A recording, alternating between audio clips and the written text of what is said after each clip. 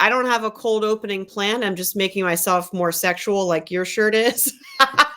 Is my shirt sexual? Well, it was like open. I was like, oh, I can open mine more. I have a shirt under it, though. Is this the cold open? That's my DeBard shirt. Yeah, this is our cold open. Mine is just a Carhartt. Carhartt? Is that? Wait. We got our Carhartts on. Sounds like a cold opening to me. Cold open! It's been a long, exhausting day.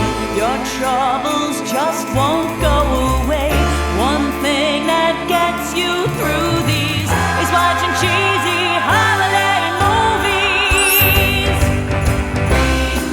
You think that you're above them, but you know that you love them. So get ready to listen. Now here comes Kevin and Kristin. Oh yeah.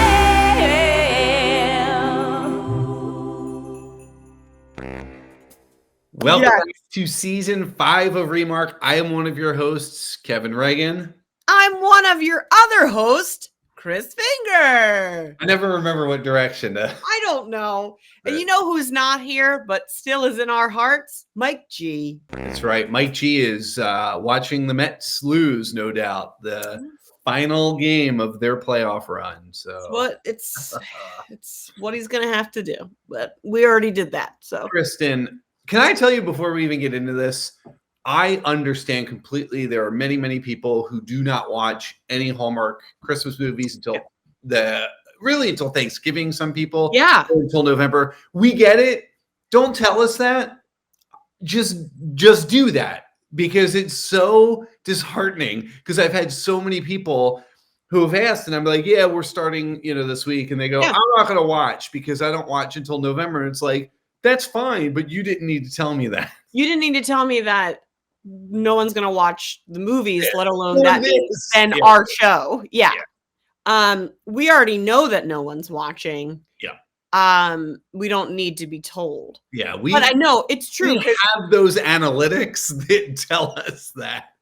We don't need people in our lives also doubling down. No, but we are back. This is season 5. Yeah. Can you believe that? You know what, folks at home, thank you so much for maybe watching. And the thing not is, our friends who are not watching. No. Yeah. But every year, Kevin thinks he's not going to do this. That is true. And he's like, this is the year. We're done. This was great. RIP, Remark. And then I send a little text and I say, are we going to, I'm so excited. Are we going to do it? There are other factors, if I'm being fully honest, because we have friends who work in the industry and they will send me things and I'm like, God damn it, are we doing this? that starts to happen around July. Yeah. And in August, I'm pretty much committed. I think this year I walked on the boardwalk with my wife and said, I don't think I'm doing it this year. Mm-hmm. This is the year I'm out. And my wife just, okay. And she knows. And then I tell different people throughout the summer, and then lo and behold, October rolls around, and here we are. And I'm excited that it's October, because that's my personal favorite month. Yeah. So I will say, having to switch gears to Christmas mode for those 6 hours and then tonight is a little cuckoo. Yeah. But we also had our first Hallmarkable rehearsal tonight for the new season. And I was like, hey, did anybody watch this weekend's new movies? And they were like, no, it's not even Halloween. Yeah. So even your cast is not, everyone in our lives are like, I don't give a crap about what you're doing. I don't care. They're like, yeah. So, but Kevin and I got to watch 3 brand new Hallmark holiday countdown to Christmas films. And one of them was good. One of them, and a half were good.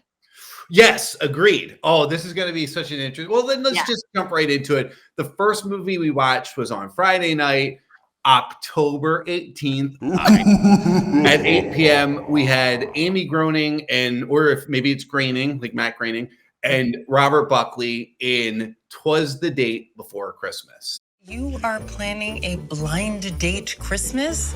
Don't worry about a thing, Brian. Everyone's so excited to meet Jesse's new boyfriend. I didn't realize you told your family I was your boyfriend. This is a very bad idea. On the first date of Christmas, He wanted to experience something different. he met her entire family. At the very least, I would have a bizarre Christmas story to take back to the office. My family is a lot. 'Twas the date before Christmas. Directed by Bradley Walsh, who directed Catch Me If You Claus, which we both liked last year, and the upcoming Operation Mistletoe. So we'll see how that is. And written by, I'm going to butcher, you guys, I think you tune in and hear me say names. Ramona Barkeret. That sounds about right. Okay. Writer of Degrassi, Next Generation, Winona Earp, and The Hardy Boys. And as we said, starring Amy Groening from Miracle in Bethlehem, PA, and the Santa Summit, which was the best. Loved and it. Robert Buckley from The Christmas House. I would say trilogy, but they only did 2. So What you're saying, the woman that wrote this was a writer on Winona Earp? yes. So I don't know if you've interviewed her or not. Where are my Earpers at? Well, I've interviewed Winona Earp herself, Melanie Scalfano, and what's his face, Tim Rosen. So that's. You weren't prepared for that. Way to pull those names out. Good for you. Oh, thank you. So Kevin, I love Robert Buckley, and this is something that we'll talk further in our H3O segment, because don't worry, folks, we still have H3O. Oh yeah.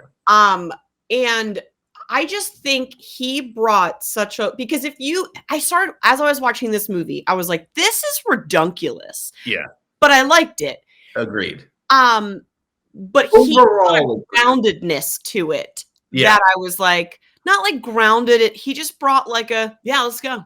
Like, whatever. And so did you see at the top that it said, this is partially a true story? Yeah. So what's the part that's true, do you think? My guess would be that somebody on a dating app basically found someone to do a holiday with their family as a date thing and did not tell their family that. That would be my assumption. My guess is that someone's aunt started dating a rideshare driver. That's fair. And that was what was partially true about this story. Or a family does a Christmas Olympics, which I'm fairly certain you actually can't say Olympics. Is that illegal? Well, I mean, it's a trademarked. That's why Improv Olympics actually went to IO, and they almost never say what IO stands for. You get sued. Like the Olympic Committee is like Are we getting sued right now because we've said Olympics? About it, we're not. We don't just Remark Olympics. Although maybe our friends who don't watch our show, even in November, let's be honest, would consider it if they're like, "Are there Olympic events? I'm in." I'd be like, yeah. There are 2 instances of Olympics this weekend, so we'll get to the next one in the next one. But can I be honest with our viewers and you at home, and Julie, who's sitting in the other room? You can hear, yeah. I had to look up what a fiber optics business was because I felt you would know that. Because they made it sound like it wasn't what I thought it was. Like her meeting and like the vibe of what she was like, I'm the marketer of fiber optics and we're having our holiday virtual party and and I was like, that's I don't know. So I was okay with it, but that is again Hallmark writing way of saying, here's why this person does not have to be at work for the next few weeks. They have a job. They run a company. They're a big deal. Yeah. But they shut their company down, and this is what they do. I personally appreciated that they were not a lawyer, an architect, or what's the other thing they always do? Rideshare. Real estate. And I think they said it like 4 times because they were like, she is something other than the standard one. So we're going to say this 100 times. So really that way you're like, wait, is she a lawyer? But even Robert Buckley's character, he says, what? Like he doesn't know what that is. Brian. Yeah. So the character of Brian, who is in fact an architect. So we don't get too far away from love architecture. It's such a weird. Imagine if they made him like a geologist or something. This movie would have been, people would have been like, I'm out. I don't know what these careers are. Forget it. Listen, this movie was, it was plot soupy, man. It was a stew. It was a stew. It was a stew. That's what it was. It was thick. Real thick, really. But I will say, spoiler alert, this is definitely the one that I liked this weekend. Really? Oh, not me. Yeah. And I'll tell you, because I think I really like Robert Buckley. I love him. I do too. I liked him. And when we get to H3O, you'll see that. But my problem with this movie is the movie hinged on the fact that they were going to cancel the Christmas Olympics, the Chamberlain Christmas Olympics.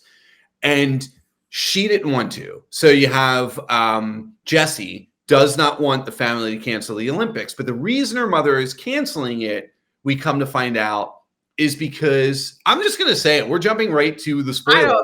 It took too long for them to say it. I knew it. But her fiance, they never got married.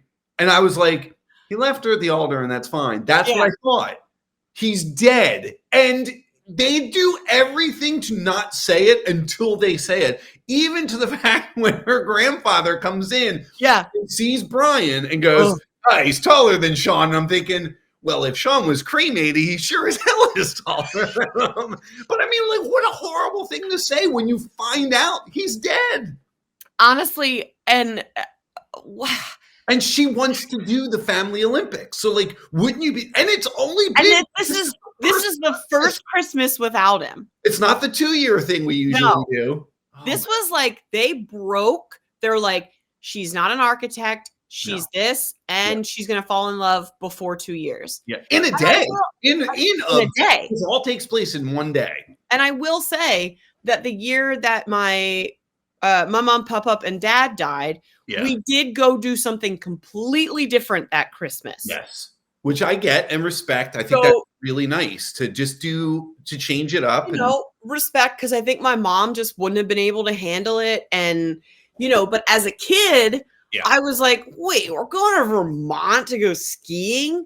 Yeah. Like, I thought that was dumb. So, like, I had this sense of camaraderie with this chickie babe because I was like, no, she likes what Christmas was.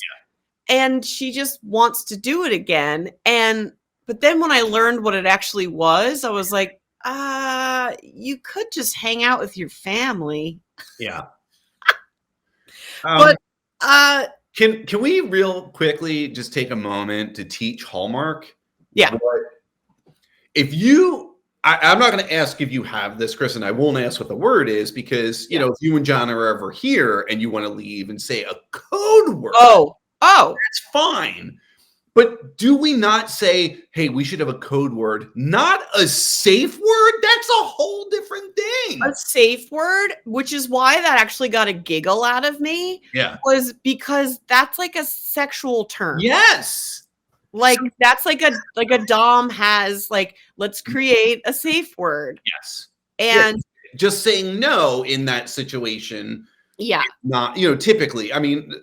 Right. We don't need to get into S&M. Thank you, Kevin. Yes. Yeah. Is that not what Remark is? It might help our October numbers. Wait, what?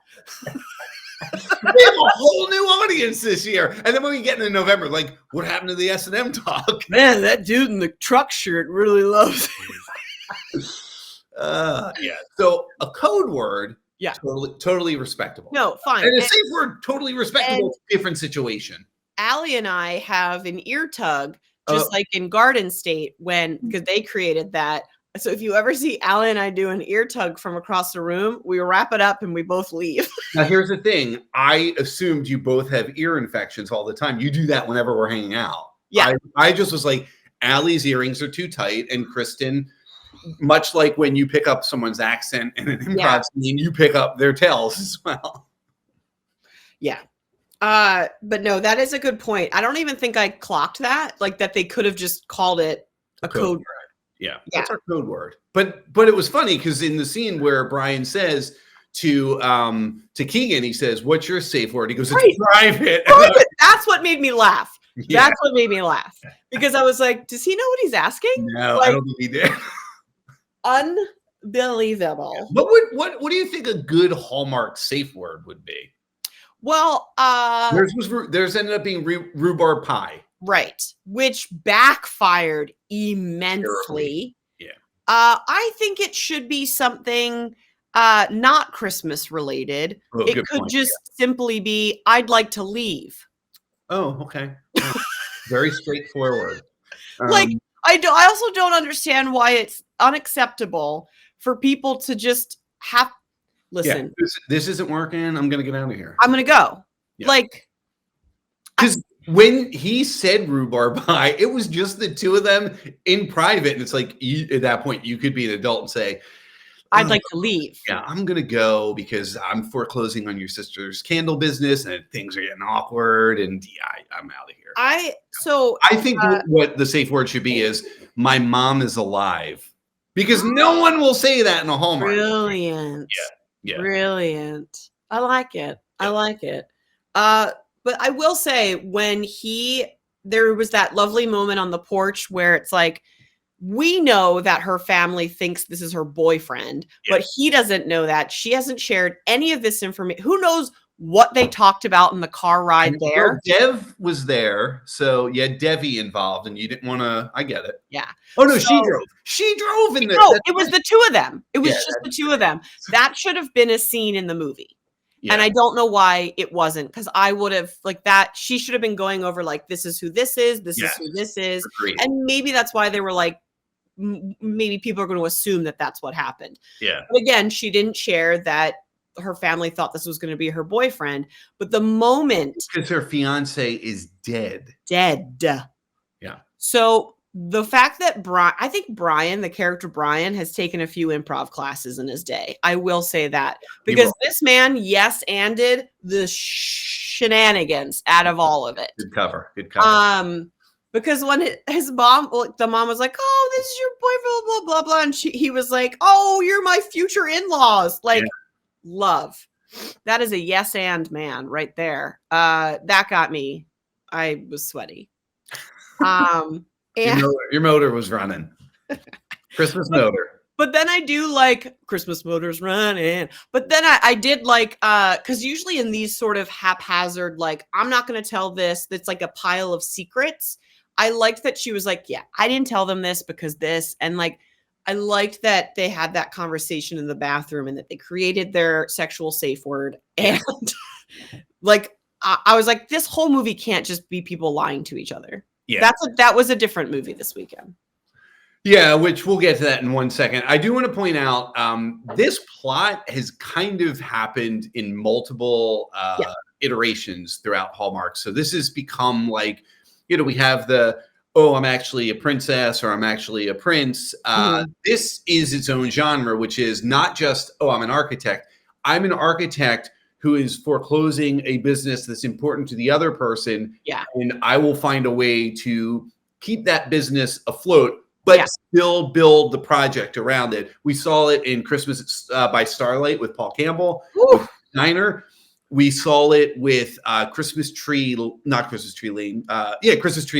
with Andrew Walker and Alicia Witt with the music store. Yep. So this is part of a trilogy, I have to assume. At this Yeah, and they even talk about the Bright Star project. They bring it up multiple times. And I went on this deep dive that, listen, October 18th, way too early for this in the Hallmark world. But I wanted to find out, was Holt Enterprises was the name of Paul Campbell's company. His name was William Holt in Christmas by Starlight. And I thought maybe that was Bright Star. I couldn't find anything on it. So if somebody else knows, this is a great time to tell you, you can still email us at remarktheshow@gmail.com. If I was Mike G, I would have brought that up on the bottom of the screen. Yeah. But I'm not. So let's not do that. No. Yeah. I mean, obviously we know that they're out of ideas. They're not running out of ideas anymore for Hallmark.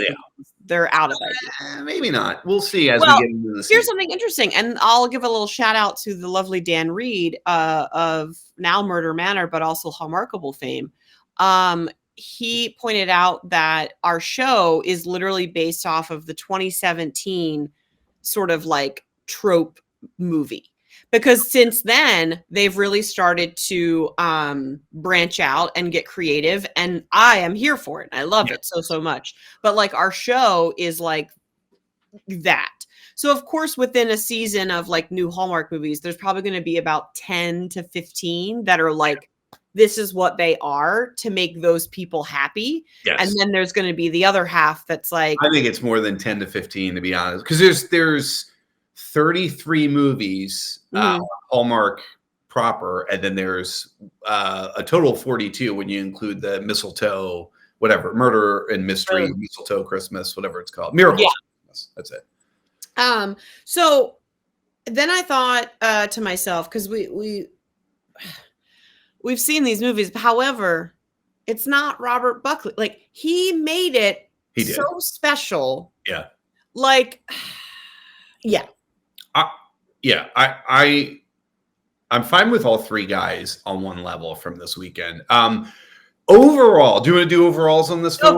Overall, I like to read this just so I get it. This is one of my folding socks movies. If you have a lot of socks, this is the time to do it. You don't have to pay too close attention.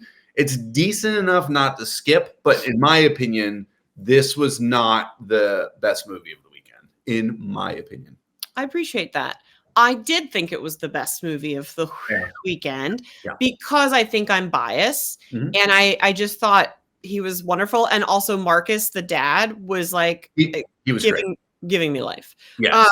That would have been the you character, Kristin. Absolutely. You were Marcus. Thank you so much.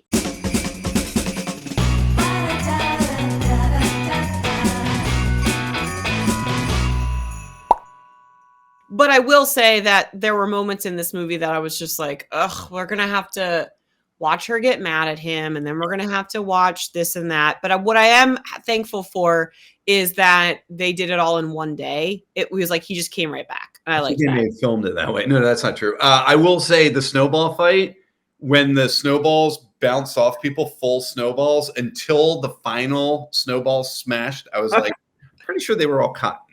Yeah. And there was a moment where Robert Buckley was like running back to the house in the snow, and it was like it like pulled up the like, because it was like a layer of like just white foam, and it like he like pulled it up. Yeah. And I was like, this is what happens when you shoot movies. They were like, we're losing light. Go. Yeah. So overall, like you're saying, I think we knew what was going to happen. So sure, fold your socks, fold your whatever you need. I think I did come in here at one point and unloaded the dishwasher, but I still was enjoying it. So S&Mers, fold and unfold whatever you want. Whatever you need. Your lassos, your whips, your chains. It's all good. The second movie we saw this weekend was on Saturday, October 19th at 8 p.m., Holiday Crashers, starring Lindsay Fonseca and Chris McNally. What are we doing with our life, Brie? We're gonna crash Christmas. You're not invited. Repeat after me. Fun. Food, dancing, distractions. And you are? When party crashing turns to crushing. You look absolutely beautiful. You look very handsome. Good thing there's another party. Oh, well. You two know each other? We met at another Christmas party. Holiday Crashers. Directed by Michael Robinson of An Unexpected Christmas with Hines that we love. Tracy Andreen, who is a friend of a friend because she's friends with Julie Sherman-Wolf. She did The Holiday Sitter, and she did a little movie called 2 Tickets to Paradise. What do you mean? I've got 2 tickets to paradise.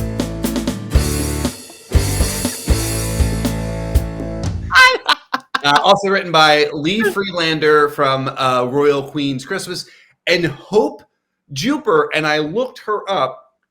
She wrote The Brady Brides all the way back in 1981, and she is the daughter of Sherwood Schwartz, who created the Brady Bunch, which is awesome and crazy. Those are just some fun facts you're spewing out. You know, hey, if you tune in October, that's what you get. Fun facts. Fun facts. Okay. I take notes. I'm a paper noter. Note it up. And when I don't like a movie, You don't take notes. I don't take notes. So it's so few notes because this movie, I was like, ugh. Wildly disagree. You're insane. I'm not. And you can give your 3 notes if you will. But I will say this is what I liked about this movie, and that I think Hallmark doesn't do incredibly well, is this thing had very clear line delineations between storylines, and it did not get soupy because of that. Like you had a strong B plot with Bree rather, and Vinny. Yeah. And they literally would cut away to their storyline and show it, as opposed to it being, I mean, this thing in that sense passes the Bechdel test because it allows for these other characters, not the true Bechdel test, but the Bechdel test, like, other characters, I see, having their own time. Like when you go back to the last movie, the aunt being in love with Devi. Yeah. That was like device. It was just a device. It wasn't any storyline. They would just drop it in. I mean, that's why it was Stewie, because you're like, that wasn't needed at all. Again, this could be S&M too. No, so I didn't, it's not that I didn't like this movie. I just went, oh boy. Like a whole bunch. Yeah. Because listen, I'm all in for a party crash, like, because I like, and this is something that like when John and I had to go listen to like a timeshare and go on like a tour, we had backstories. We had that, like, my mother was sick, and when we signed up for this, she wasn't. So now with her financial and medical bills, we had like a whole backstory. Yeah. Did you use your actual names? Yeah. Did you have a safe word? Yes. Oh. It was, we don't want this. Oh, okay. So like I did think that was cheesy. Yeah. Like them, like her being like a doula and shit, like that montage. I was fine with it. I love a montage, but I don't know. It was cute. I liked her. She was in the black and white movie. So Where Are You Christmas? Is that what that was called? Yes. And she was also in Next Stop Christmas, the train one. So, yeah. But I've liked her in everything Hallmark I've seen her in. And I liked her friend too. I just didn't like any of her friend's pants. And that's not her friend's fault. I was going to text you and say, I love the clothes. You didn't like them. Okay. Okay, listen. I wanted to message Keith and be like, hey, what are you thinking of this? No, we should ask him. Yeah. Because here's the thing. I appreciate, let's put a stunning woman in a tight pair of pleather pants. You look amazing. I have no problem with this. Don't do it every outfit she wears that movie. That bothered. Either way. I'm in the either way. It's fine. Yeah. And I literally wrote at first. Is that what this means? Yes. No. This movie had one of my least favorite tropes. Yeah. Which was so much lying that then we knew it just piled on and piled on and piled on. And in this case, I wanted to call our friend Jim Carpenter and be like, legally, what are the grounds of what this woman is doing? Yeah. And of that, so like that was what was bothering me. And her dad was like, well, you were an intern like 30 years ago, so I guess I could tell you. Yeah, I'm not a lawyer, but I think, and nor have I ever played one in Hallmark, but I think they actually did a decent enough job covering their butts, because when a situation would come up, they would kind of explain it, and without it feeling, how I felt, it didn't feel like you're getting hit over the head with like exposition or the at least explanation of why they're doing this, and it felt. Not necessarily morally, but legally, it all felt like they're playing within the realm of a possibility where she's not going to go to prison for what she was doing. I guess. But and here's something interesting. This was another, like, It Was Always You sort of movie where they had an entire year apart from each other. I after know. It didn't work out. Yeah. Then have it work out. And I do like that. I do like that it's not just in this like, I agree, but it would have been awesome that, so he shows up to the wedding after the misunderstanding and he's had time to think about it and he feels bad. Although he kind of didn't even feel bad about it until he's chastised by his coworker. Right. Which I'm like, no, he's correct.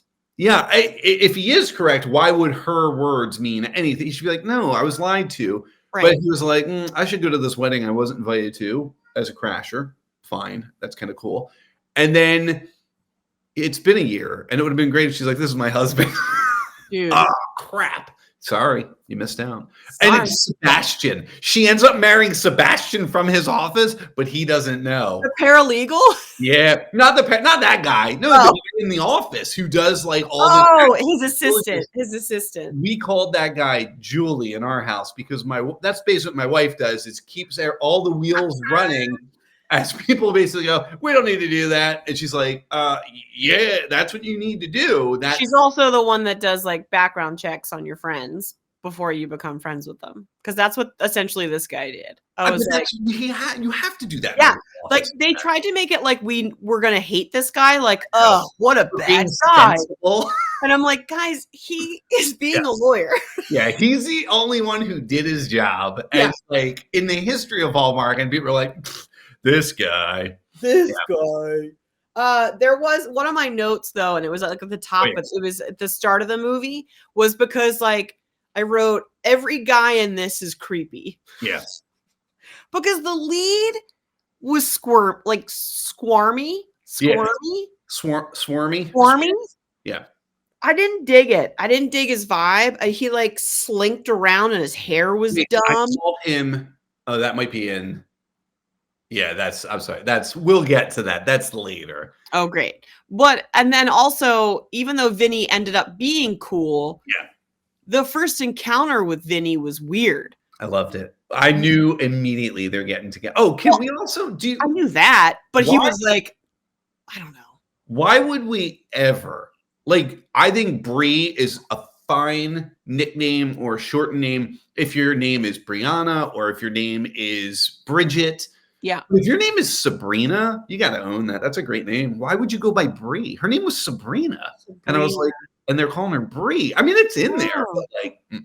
Well, and then, I mean, Antonia, goes by Tony. Yeah. But then at the party, they called her Annie. Well, that was her fake name. Like, yeah, but Antonia. Yeah. And to me, it's like that. So they were, I don't know. I was like, I'm going to get lost in these names. But I think this movie had a terrible first kiss. Oh my stars. The one that was interrupted or the final kiss? No, the final kiss.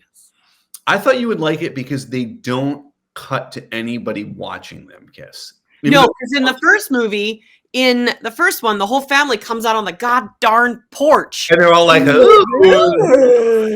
it's so creepy. Why? No. And this, sure, no one's watching them, but she went to go grab his feet, and then he was like, I didn't like it. It wasn't sexy. The other thing, Kristin, is their first kiss happened while they were dancing to a GD Christmas song. And yes, it was a Christmas song by Sia. Yeah. Very romantic. I do like that's on my Christmas playlist. It's a fantastic album. But that said, my rule, do not slow dance to Christmas songs. I hate it. I don't know why. The moment they went onto the dance floor, I was like, rah, rah. You're like, Kevin's mad. I was yelling at the TV. I was like, no. But as soon as I heard Sia, I was like, oh, you're like, 0 and she sort of sounds like Bob Dylan when I do it. Yeah. I would not watch this movie again. Yeah. Listen, there's 33 movies. I ain't watching any of them again. This one, I did not mind. It was my favorite of the weekend. This is wild. I thought we both hated this one. Nope. Sorry. On to the next, Kevin. What do we got to round out the weekend? The final movie we had was on Sunday night, October 20th, perhaps when we're recording this. That's today. Well, but not when someone's watching this. We have Scalding for Christmas with Tamara Mallory Housley. Tamara. It is Tamara. Mm-hmm. I don't ever know if it's Tamara or Tamara, but all right, Tamara. And Carlo Marx, one of my faves. We're gonna need all sorts of goodies for the holiday ball. It takes one smart Christmas cookie to set up a holiday romance. 1, 2, 3. Let's make! Scouting for Christmas. Directed by Jason Bork, director of Miss Christmas Comes to Town, which, if I'm not mistaken, we saw someone have a stroke in. Amazing movie. And the upcoming A Reason for the Season and Our Holiday Story. So Jason's very busy. And written by Ali Spuck, who wrote Bringing Christmas Home, and Cassie Tabanu, I believe, also wrote Bringing Christmas Home. I'd also like to add to this list JC Doughton, because she played the Den Mother, and she's in all of The Curious Caterers with our pal Andrew Walker. Right. And she was goals. Like, I wanted to be her part. Like, that's all I want is that part.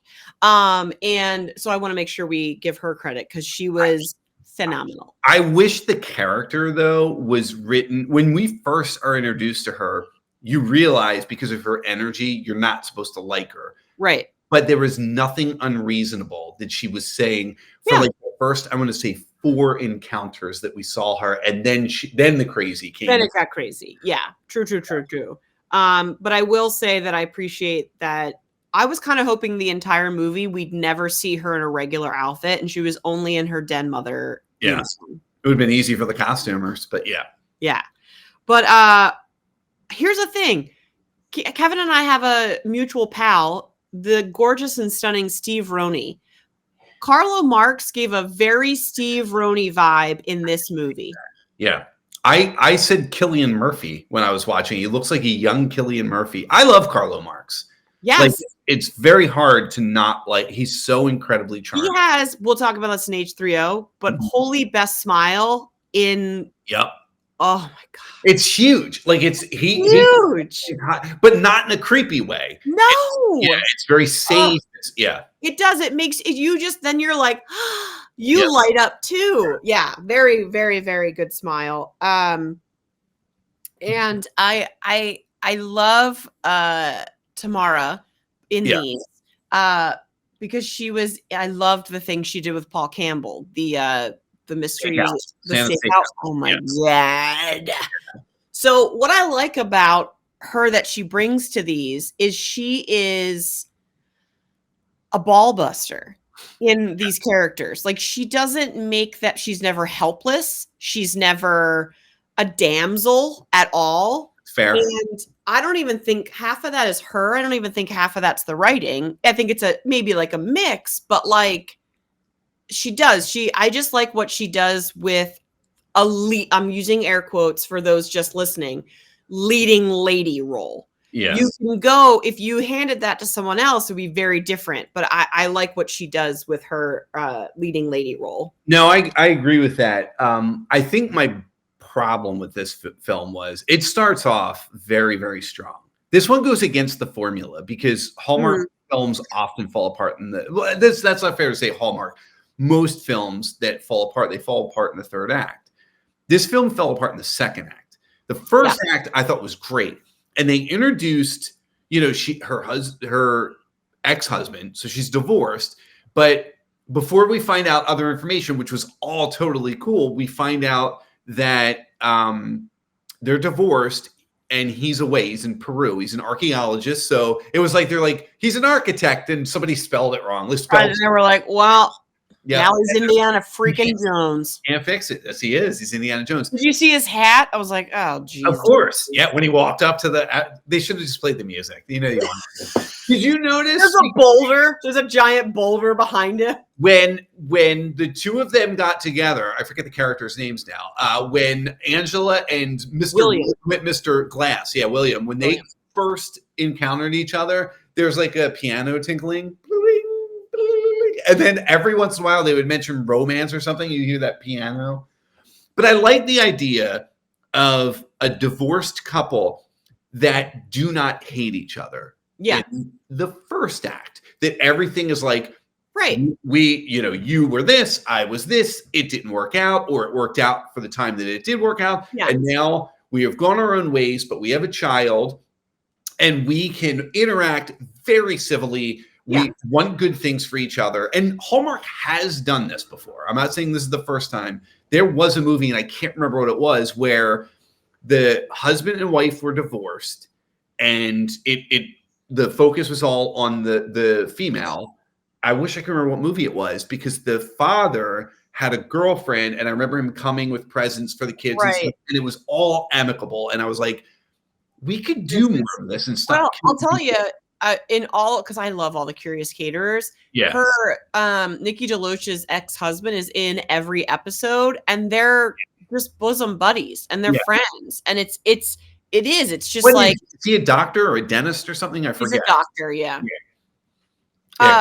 But I feel like this was 3 movies, because it's like I thought we were going one way, and then I literally predicted immediately.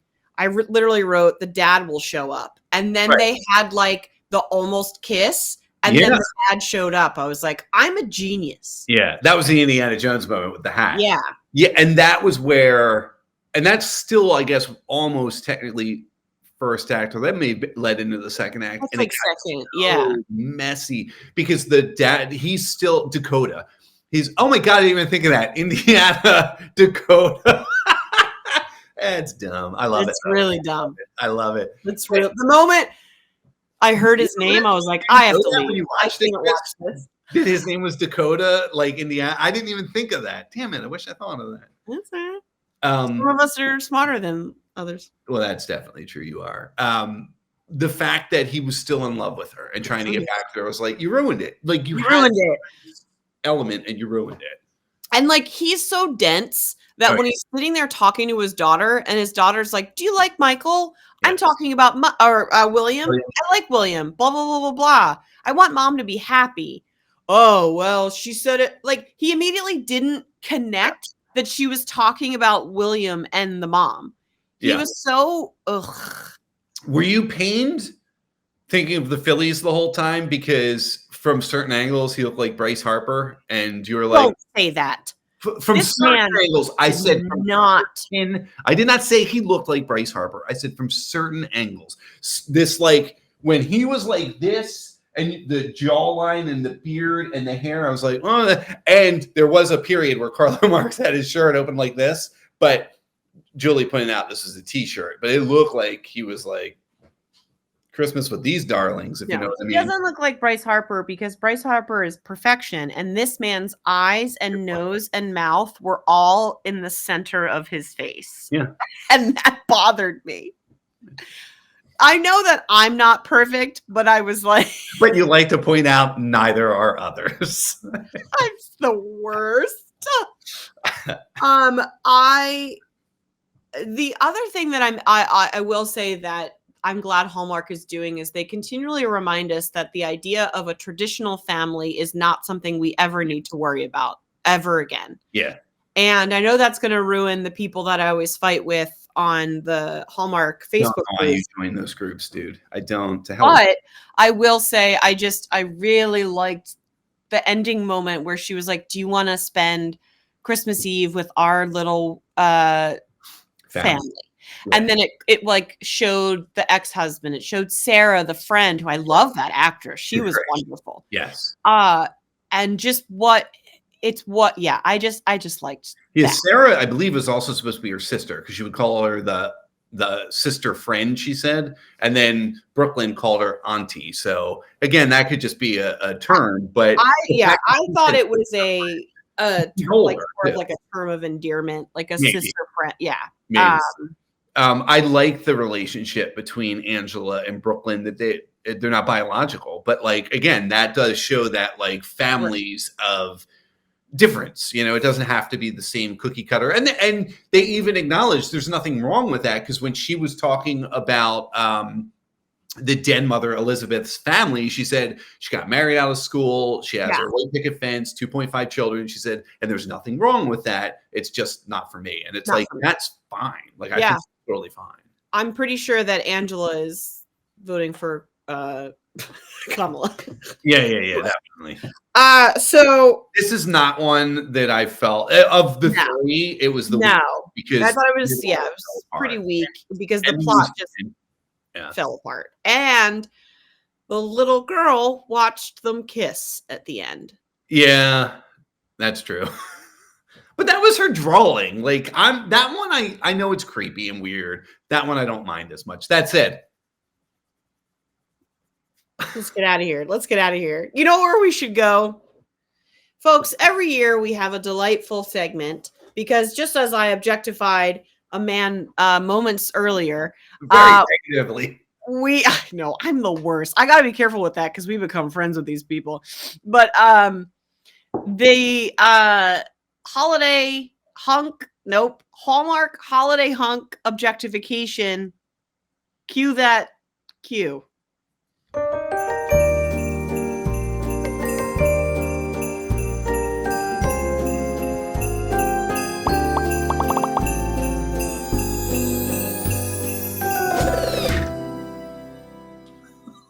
Fantastic, and we're back. So we objectified the male lead of each of these films, and because women have been objectified for far, far too long, and so we break this down 1 to 10 Heinies because 10 is Tyler Hines and 1 is someone else. Who? So this guy you were talking about. And by the way, Tyler, you give him way more than 10. So this scale is already blown to bits. So we base this off of the character and how they wear a pair of pants. Can they wear a shirt? And what is their face? Should they wear a shirt? Should they wear a shirt? And what's their face? What's going on with their face? Where is their nose? Where are their eyes? Where's their nose? Are their eyes and nose and mouth too close to each other? So I'll bring up our first candidate for this season. Oopsie poops. Oh, I see our pictures are right over. We're covering his nippy nipples. Yeah, we are his nipple. Why didn't we switch sides? I don't know. We could do this. Wait, I don't want his nipples covered. We could do it like that. No! You only get one nipple that way. You got to cut the score in half. Wait, what's this one? There we go. Oh, there you have it. There we go. Okay. So this is the charming Robert Buckley. Yeah. I will go first because I would like to just talk about this for 3 hours. Yeah. So I first saw Robert Buckley in iZombie, and I can't fall. Yes. I fell deep. This man is so charming. He has the swagger that a Hines swagger kind of carries, but in a different, definitely not ever like a bad boy way. No. This man, like I said, took an improv class. This character, he was in, and he always had this sense of empathy, even when he found out about like the sisters thing because of being an architect, and he was like, I should leave. And then the family was who made him stay. Yeah, even before he knew of the connection in the office, he was like, this isn't right. We should go to this person. And they were like, do you want to go? And he's like, right. So I scored him pretty high. I gave him an 8. Yeah. Because Aruga, and he had a great personality, so he gets an 8. What was the personality I get? What was the other thing? Aruga. Yeah, I just wanted to check. Yeah, so I originally gave him an 8. However, because this is week 1. Yeah, and because I try not to break the scale, Chris, I would love it if you would just swear that you will not go above a 10 for anybody this year so that we can actually keep this as like but whatever. I backed down a little bit to a 7.5. I agree with you. I thought he was excellent. I like the character. I like the actor. I mean, obviously we've seen him many, many times before. One of the things I liked most about him was he put up with a lot of crap from everybody, and he always remained kind. And again, that's in the writing. Yeah. But there's something about the actor too. So that said, because I didn't know we were going to have such glorious nipples on camera as well. I love anyone who's listening right now, and they're like, maybe I shouldn't minimize while I'm working. Let me just bring it up. I'll go back to an 8. I was originally an 8, so I'll stay with an 8. No, it's okay. And Kevin, I promise I won't go over a 10. I don't believe you. I won't. I'm going to isolate this. Because next up, don't you worry. Yeah. We've got Chris McNally with the worst haircut and weird goatee beard I've ever seen in my life. Yeah. Listen, do you want me to go first on this one? Yeah, go ahead. So this photo, in fairness, because I agree with you, but this photo doesn't do justice to the way the character wears the hair in the movie. It was still not, I mean, my initial, I had written the hockey hair, bro. Yeah. Like, it's if this was a hockey movie, fine. But not a business, like it didn't. Yeah. He's a CEO of like a venture capitalist firm, and it's very weird. Like, it's very I don't even know how to describe it. He wore it much better in the movie than in the trailer. Like, the trailer, I was like, I'm gonna hate this guy. Yeah. I did not mind the character. We know that he had been lied to. We know that he had dated a woman because of Sebastian. He had dated a woman who took half of his money. And his father, who is not dead, although I think his mom is, his father lied to him, like spent his life lying to him. And the firm he used to work for also lied to him. So like he was surrounded by lies and told her point blank, I don't like liars, which is the moment to come clean, and she didn't. And then in the end, they still end up together, which is mostly because she's hot. And he was like, I guess there's exceptions to lies. Yeah. So his score was going up and down constantly, but I did settle on a 9. Just kidding. A 6.5. Jesus, you just scared the living bananas out of me. I wanted to see what you would do. All right, listen. Nothing happened downstairs the entire part of this. Did that Julie get the audience I get? Like, Julie listens, and I look over to see her laugh. She doesn't laugh at anything I say, but she knows what I'm talking about. That's why. She watched this movie with me too, and I think the whole time this guy just skeeved me out, and he's not a bad looking dude. I looked at like other pictures. I just didn't. I don't know. I don't think I like a corporate dude. Yes. I don't think I I hate a long haired dude. That's why we're such good friends. That's why I was like, Kevin, thank God you don't have hair. But I'm bald, and I am definitely not corporate. So the only reason that this guy didn't get like a 1 or a 2. Yeah. Oh my God. What? Go ahead. Yeah. Was because, he could wear a suit. Okay. Yeah. And then the other thing that I liked was that he kept Vinny a part of his life because they were like buddies. Yeah. And like, so there were like redeeming qualities about this dude that I was like, oh, I think he treats everyone he works with really cool, this and that. So, but nothing was. Nothing percolating. So I gave him a 4.5. Oh, that's not terrible. Okay. Yeah.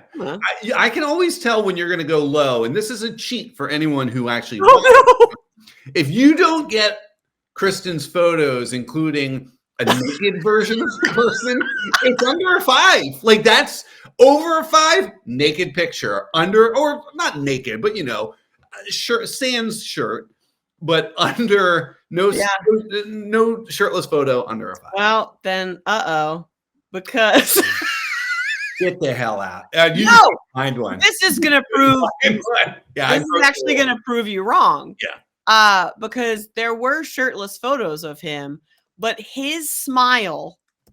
Look at his smile. It is the most stunning thing I've ever seen in my life. I'm looking at a shirtless photo of him right now, and he is smiling and looks great. So I'll bring one up. You go, and I'll have one ready by the time you're done talking. I don't know that I have much to say. Carlo Marx landed on our radar many years ago.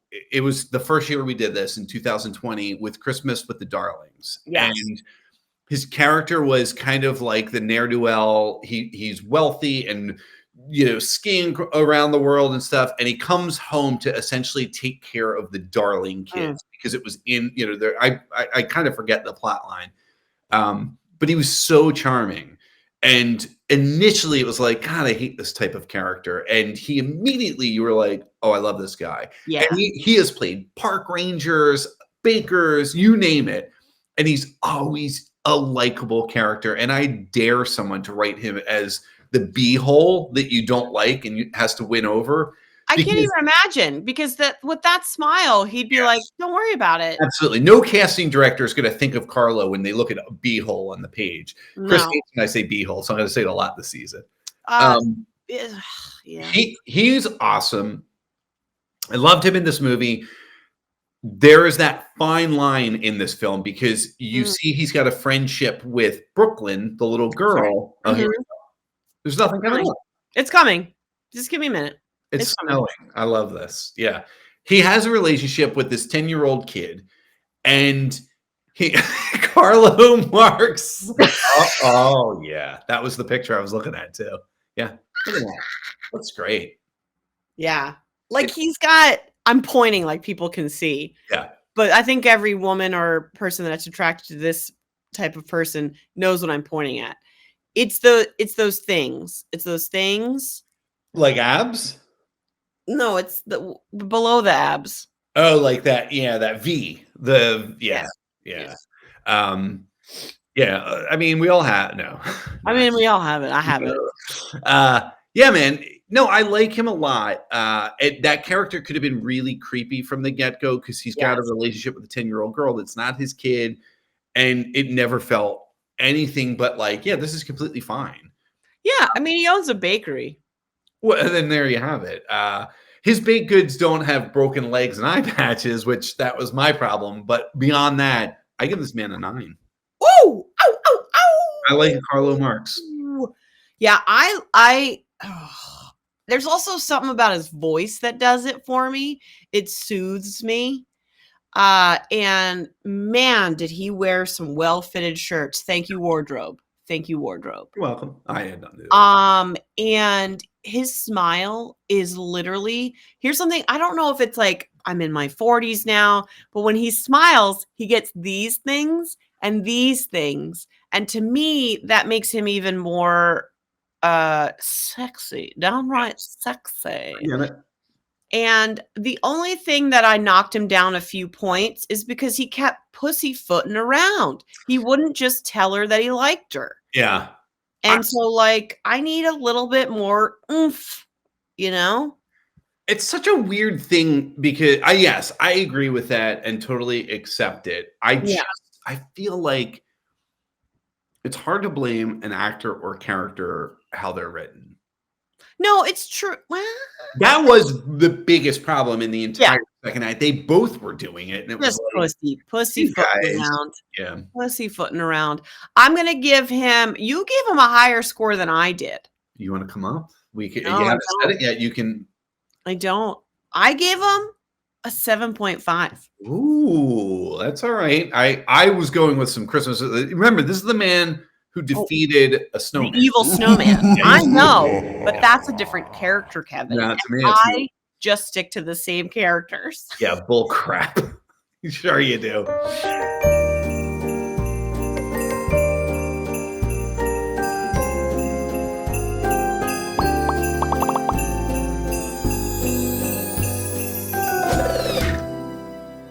Man, we did it. Episode 1 in the books that people will read months from now. Later, they'll read it when they finally get around to probably. Actually, no one's going to watch these first 3. Yeah. Listen, if you do watch them, email us at remarktheshow@gmail.com. Tell us what you thought. Tell us we agree, we disagree. We think that Carlo and Marx should always have no shirt on. Whatever you want to tell us, you can tell us. If that, yes. And then I'd give him a 10.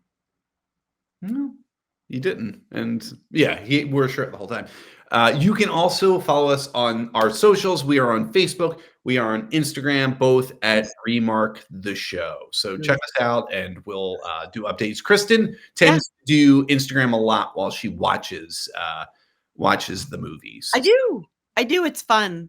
And if we're plugging things, folks, we are in rehearsals for Hallmarkable this year. And I know 2 of you wonderful folks came out and saw it last year that just watched the show and then came to see it. And that was amazing. So if you're in the Philadelphia area on the Fridays and a few Saturdays in December, come on by. We've got Hallmarkable, which is a fully improvised Hallmark movie. It's hilarious. It is hilarious. I went and I really, really enjoyed it. If you like podcasts, I do a podcast with a 10-year-old, my 10-year-old, where we review movies that I watched when I was 10 years old. So that podcast is called The Perfect 10. And my daughter and I watch everything from Back to the Future to Grease. The movie this month was Nightmare on Elm Street with special guest Kristin Finger. It was amazing. I truly am honored to have been on the program. Thank you for having me. Kit is a gracious host. She gave you cookies and you guys ate them on microphone. Thank you for doing that. The longest episode we did. So there you have it. Apologies to Mike. The Mets are eliminated from the playoffs as of tonight. So it's the Yankees and Dodgers? That's exactly what Major League Baseball wanted. It's what all of their marketing was pushing towards. It worked out in their favor. That's wild. Speaking of working out in your favor, next week, what a terrible segue. Next week, we will be reviewing 3 movies. We are not watching, or we're not watching, but we're not reviewing any of the Miracle of Christmas movies. It's just too much because of my schedule, Kristen's schedule, Mike's schedule. Yeah. It cuts like 8 movies out of our list, and that every little bit helps. So yeah, we will be watching Operation Nutcracker. Comes out Friday, October 25th. The Christmas Charade, which looks awesome to me. It does, because Charade with Audrey Hepburn is one of my favorite movies. So I love but this is a little also like How to Steal a Million mixed with Charade. Yeah. So Audrey Hepburn fans out there, get ready for this one. I love her too, the actor. She was in that The Royal Nanny, I think it was. Yes. It was so good, man. She has such fun facial expressions that like just the trailer was her going zoinks. Yep. Woo! And I was like, I love her. Yes, so that's Saturday, October 26th. And then the 5-year Christmas party is Sunday, October 27th. All 3 of these movies look pretty decent. So the party one, I can't wait because I like that actress a lot with the short brown hair. She's I think she's very pretty. She reminds me of Moira Kelly, who I said to Julie earlier almost ruined The West Wing. It would take John Wells to start running the show to ruin it. But Julie yelled at me and said, that's not a reason to not watch this movie or like this movie. And Moira Kelly in Cutting Edge is awesome. So what are you going to do? Oh, topic. That's it. We did it. I think Mike will be with us next week. So if you watch this show because Mike is in it, he'll be back. Yeah, that's why I watch.